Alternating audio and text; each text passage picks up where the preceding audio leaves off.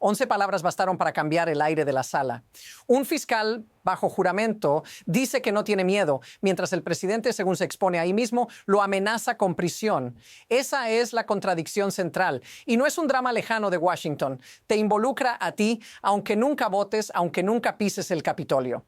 Porque cuando el mensaje es investigar tiene castigo, el sistema no se detiene en un solo nombre.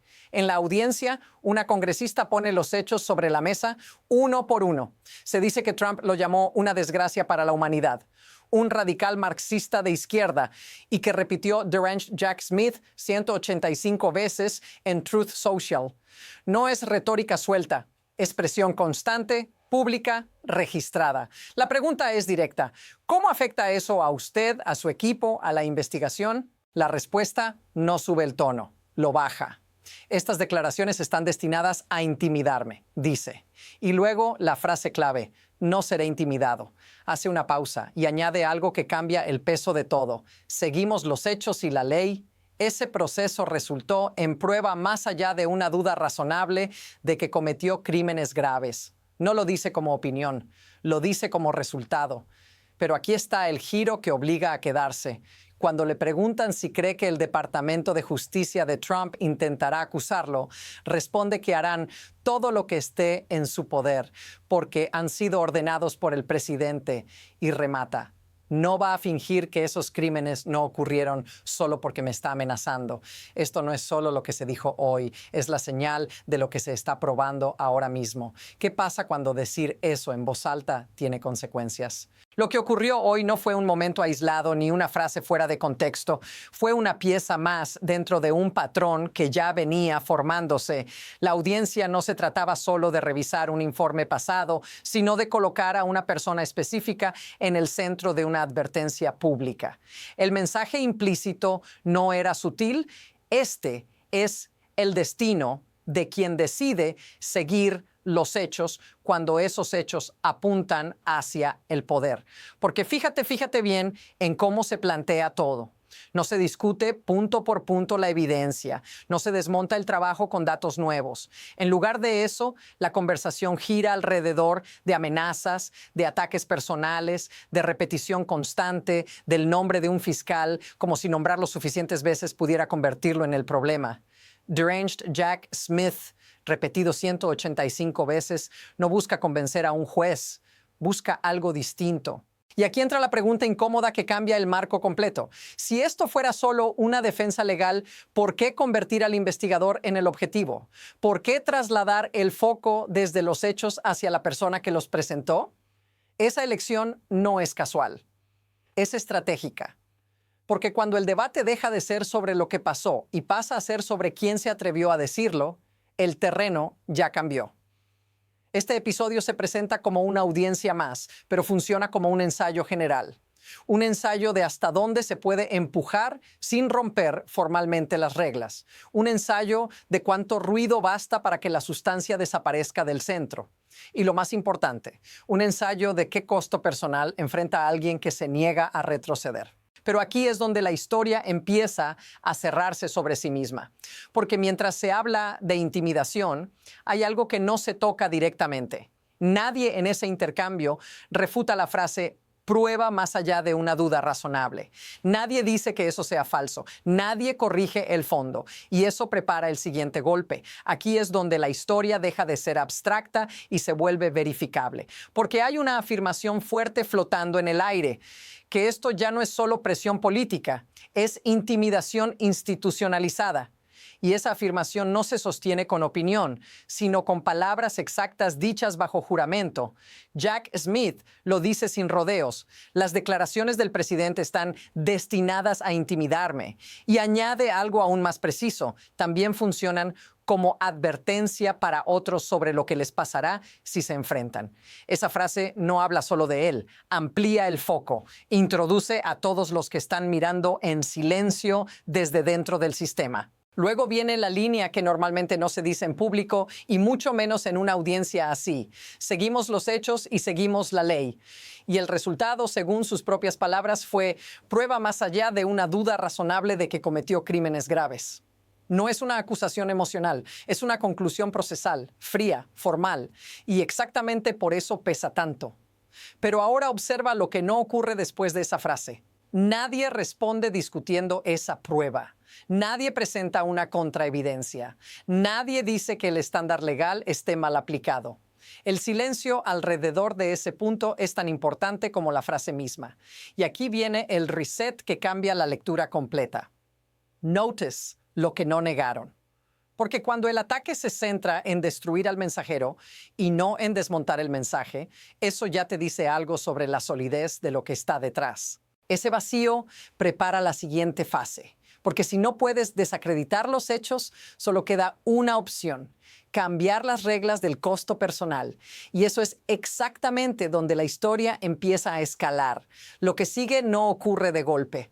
Ocurre por acumulación.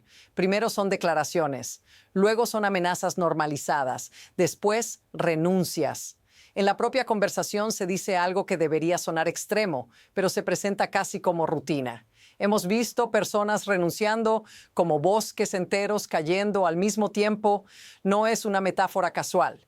Describe un vaciamiento progresivo. Se recuerda que antes había cientos de Jack Smiths dentro del Departamento de Justicia. Personas que elegían ese camino sabiendo que no era el más lucrativo, pero sí el más estable para el país. Y ahora, según se dice en la mesa, muchos de ellos fueron pilloreados reputacionalmente, amenazados legalmente. Incluso enfrentaron amenazas de muerte si sus nombres fueron expuestos y atacados en la prensa partidista. Aquí es donde la escalada se vuelve peligrosa, porque lo anormal empieza a sentirse normal. Se describe que, frente a todo eso, nadie en la cúpula salió a defenderlos. Se menciona que no lo hizo el fiscal general, ni su adjunta, ni el propio presidente. Ese silencio institucional no es ruido de fondo, es parte del proceso. Y hay un precedente implícito que flota en la conversación. Antes, cuando alguien dentro del sistema era presionado para hacer algo incorrecto, renunciaba. Era un principio ético. Pero cuando suficientes personas éticas se van al mismo tiempo, el sistema que queda ya no se parece al que se fue. Aquí es donde la historia se inclina, porque no estamos hablando solo de un fiscal bajo ataque. Estamos hablando de un nuevo estándar que se instala sin votación, sin anuncio formal. La idea de que resistir tiene un costo personal tan alto que pocos están dispuestos a pagarlo. Y una vez que ese costo se normaliza, la siguiente etapa no necesita ser anunciada, simplemente ocurre. Ahora la historia acelera, porque no es solo una pérdida silenciosa, es una cadena de eventos que se pisan entre sí. Se habla de amenazas, se habla de daño físico, se habla de la certeza expresada en voz alta de que habrá un intento de procesar al propio fiscal porque el presidente quiere que lo hagan. Todo eso ocurre mientras el caso que investigó no llega a un jurado, no porque falten pruebas, sino porque el contexto ya cambió. Se dice algo clave. Él sabía que podía probar el caso más allá de una duda razonable. Y aún así, el resultado no es justicia, sino castigo personal. Ese es el quiebre, porque el mensaje deja de ser investiga mal y perderás, y pasa a ser investiga bien y pagarás el precio. Al mismo tiempo se apilan otras señales. Se describe un gobierno obsesionado con el espectáculo, con grabar, con tuitear, con coordinar mensajes en tiempo real. Se menciona que ante hechos graves, la primera preocupación no es el daño, sino qué imagen se publica, qué narrativa se lanza, qué foto circula, velocidad, presión, control del relato. Y en medio de ese ruido aparece una figura que no encaja. Un fiscal descrito como sobrio en un bar borracho a la 1 de la mañana.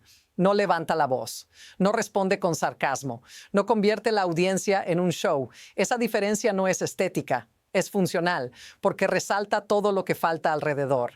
Aquí viene la pregunta que aprieta el nudo. ¿Qué pasa cuando el sistema recompensa el espectáculo y castiga la seriedad? ¿Qué pasa cuando el trabajo silencioso se vuelve el acto más peligroso? Porque si esto continúa, la siguiente crisis no necesita amenazas explícitas. Basta con que todos entiendan la lección. Y ahora el foco cambia, porque esto deja de ser una pelea entre élites y empieza a tocar el suelo. Piensa en cómo se traduce todo esto para alguien que no trabaja en Washington, para alguien que depende de que las reglas se apliquen igual, aunque no tenga un micrófono delante, cuando el mensaje que baja es que decir la verdad puede convertirte en el siguiente objetivo. La autocensura no se anuncia, se instala. No hace falta que seas fiscal. Basta con que trabajes en una institución, en una agencia, en cualquier lugar donde alguna vez tengas que elegir entre seguir el procedimiento o protegerte.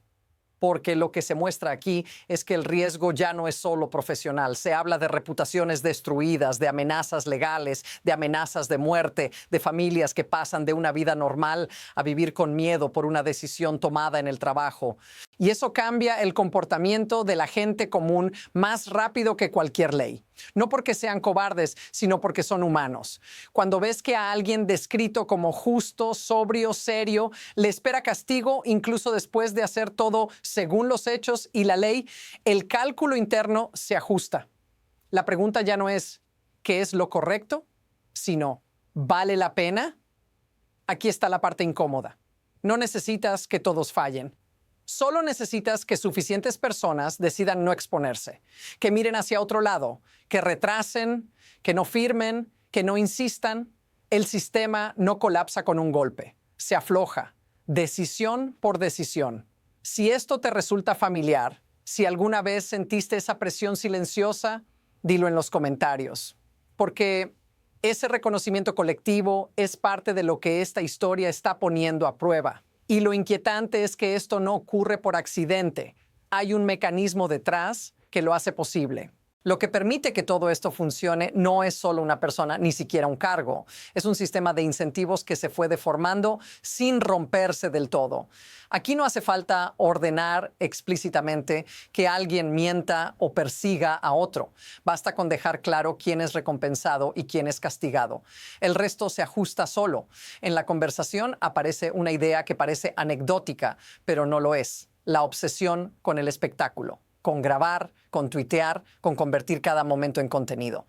Se menciona que ante hechos graves, la preocupación inmediata es qué se publica, qué imagen circula, qué narrativa gana velocidad. Eso no es ruido, es palanca, porque en un entorno así, la visibilidad se vuelve poder y la seriedad se vuelve una desventaja. Míralo desde arriba. El espectáculo premia la lealtad pública y castiga la complejidad. La amenaza no necesita ser constante si el ejemplo ya fue dado. Cuando alguien sobrio, metódico, descrito como justo incluso por quienes no lo apoyan, termina siendo atacado y aislado, el mensaje se propaga sin discursos oficiales. Este es el detalle que cambia todo. No es que el sistema falle, es que empieza a funcionar de otra manera, funciona para amplificar ruido, para proteger narrativas, para desplazar el foco. Y en ese diseño, quien insiste en hechos y procedimientos se convierte en una anomalía, en un riesgo. Eso es lo que hace que esta historia sea más inquietante que una sola audiencia, porque no depende de un veredicto inmediato, depende de hábitos que ya se están formando. Y cuando los hábitos se consolidan, revertirlos no es sencillo. La pregunta ya no es qué pasó hoy, es hacia dónde empuja esto mañana, porque desde aquí el movimiento siguiente ya se está insinuando. Desde aquí, el futuro inmediato se bifurca y ninguna de las dos rutas es abstracta. En una, lo que vimos hoy se consolida como precedente. No hace falta una orden escrita ni un anuncio formal.